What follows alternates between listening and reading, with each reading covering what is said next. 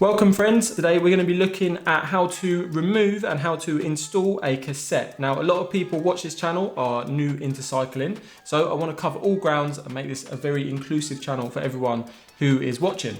Now I'm going to be going in depth and this will cover everything you need to know, so whether you have installed and removed cassettes before, there will be something in this video for you. We'll be covering the tools, the removal, then installation. At the end of the video I also have 6 tips or things that could go wrong in this process, so do stay tuned for those. Now first things first, you are going to need a chain whip. Now what this does is it holds the cassette in place because the cassette can spin one way freely. When you're undoing the cassette, removing the lock nut, which I'll show you later, you need to be able to hold the cassette in place and have something to apply force against. You also need an adjustable spanner, wrench, and ideally you actually need a torque wrench, and this will become more apparent a little bit later.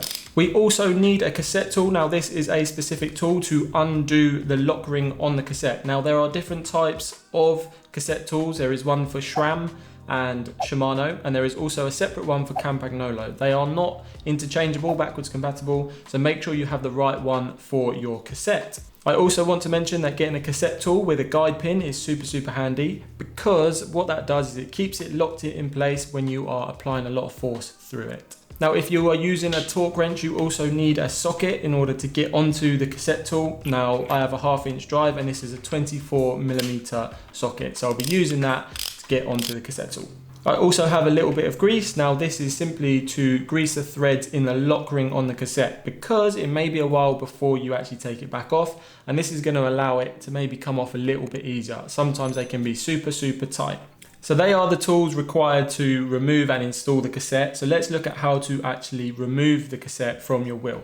Now to do that, quick tip is to put your cassette into the smallest cog at the back, so the highest gear. And what that's going to do is allow you to just slip the wheel out much easier. If it's on a bigger cog at the back, a lower gear, then it's going to be much harder. Next up, what we want to do is remove the skewer from the wheel. Now my cassette tool has a guide pin, so now what we can do is simply slide the cassette tool into where the skewer was, into the hole where the skewer was, and just wiggle it so that it locks into place on the lock ring of the cassette. Now as I said earlier, the cassette can spin freely one way and also grip the other way. Now when undoing it, we're going the way that it can spin freely, so that is why we need the chain whip when we're actually undoing the cassette. So what you want to do with the chain whip is simply put it around one of the cogs, maybe go for the third one down from the biggest.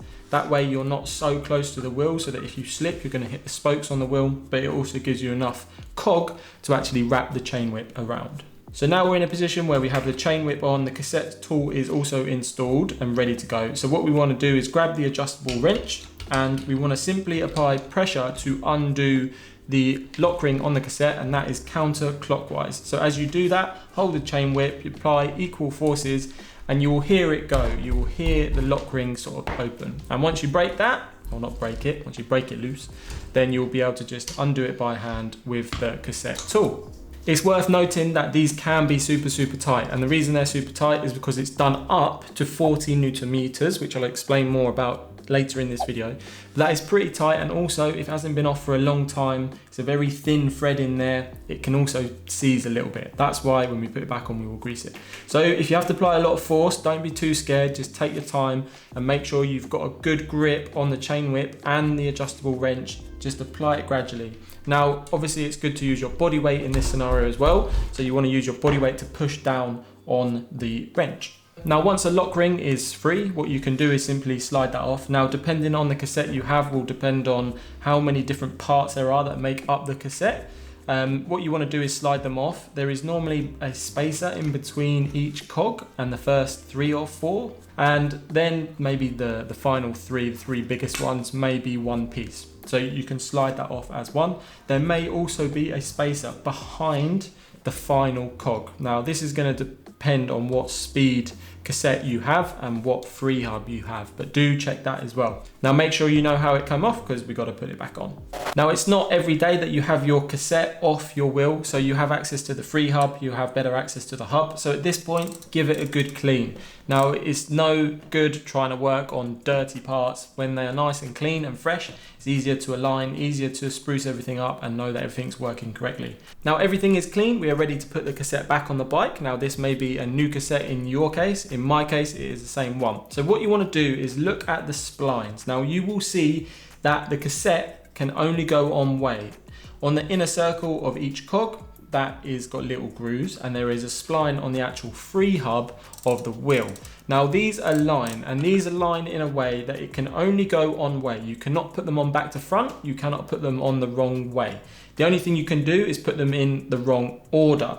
So that's also fairly easy to avoid because it's obviously biggest to smallest. So what you want to do is remember the way that they came off. If there was a washer behind the final cog, the biggest cog, make sure that goes on first. Then you just want to start feeding them on. On the spline, there is a big gap or there is the smallest gap. Whatever works for you, just have a look, line it up, and then they will all slide on nicely. And simply slide them on the way that they came off, making sure there is enough gap between each cog, which will become apparent if there's not. And to be honest, at the end when you tighten it up, if there is a mistake made, you will see that there will be loose. Lastly, we have the lock ring. Now what you want to do is put a tiny bit of grease on the lock ring, not loads, just a tiny bit. And as I said, this is going to help us get it back off when we take it off next time round. And you want to just put this on by hand. Now be careful here because the threads are very thin. Make sure it is lined up correctly and slowly put it on. You will be able to tell when you have the threads aligned and it will start to go in. So just take your time with that one. Now when tightening the lock ring onto the cassette, you do not need the chain whip because when we were undoing it, we had no resistance. This time around, we do have resistance. So we don't need the chain whip, okay? So we want to just put the cassette tool into the wheel again and do it up hand tight. Next, we want to put the torque wrench onto the cassette tool with our 24mm socket. And we want to be doing the lock ring up to 40 Newton meters roughly. Now this may change manufacturer to manufacturer, but in my experience, it is pretty much always 40 Newton meters with Shimano and SRAM. Now this will be on the lock ring normally, it will say what you should be doing it up to. Now this is why I say that you should have a torque wrench ideally. Now I appreciate many people won't, so I'll go into a little bit of detail on what 40 Newton meters might look like in a second. So if you do have a torque wrench, whack that on there on the cassette tool, and you just want to apply force and just bring it round, bring it round, bring it round until your torque wrench either clicks or makes a bleep, depending on which one you have. And make sure that your torque wrench is set to 40 Newton meters. As I said, 40 Newton meters, quite important. Now, if you don't have a torque wrench, obviously you can use a spanner, but what does that actually feel like? Let me give you some context. Now, 40 Newton meters is 4 kilograms at the end of a 1 meter long bar, 8 kilograms at the end of a ½ meter bar, 16 kilograms at the end of a 25 centimeter spanner. So my adjustable wrench, my spanner, is about 25 centimeters. So imagine applying 16 kilograms onto the end of that, 16 kilograms of force. So now the cassette is back on the free hub. We have it all done up. We want to check that it's actually okay. We want to check that there's no play in the cassette. Now, when I say play in the cassette, we want to make sure there's no like wobble. We can check each individual cog and make sure. Now, there may be a tiny bit of play in the cassette, and I've experienced this before, and I've checked online, I've gone through forums, and I've explored if this is an issue. Now, a tiny bit of play may not be an issue, okay? We're looking for actual movement where it doesn't seem right. I'll take a cog out and pop an example up on screen of what that actually might look like. You can see now that there is loads of wobble. This is clearly wrong.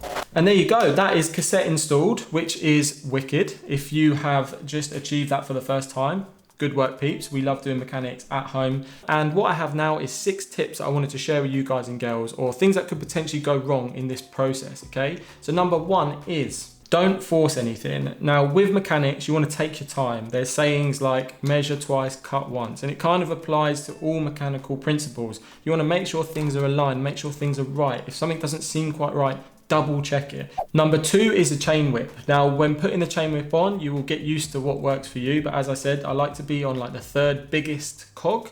That way you're far enough away from the actual wheel that if you slip, you're not going to hit your knuckles or anything on the spokes and damage your wheel. But you also have enough cog to get the chain whip right round and actually grip, okay? Number 3, if you are struggling to get your cassette on and off the free hub, it may be because of cassette bite. This is where over time it could be you hit something or your cranks sort of jerk, and that's where your cogs actually dig in to the free hub. I'll pop a picture on screen now of what that actually looks like. Now, if that's happened, it's not the end of the world. If there is enough damage and you can't get your cassette to seat properly, then yeah, your free hub is probably toast and you may need to replace it.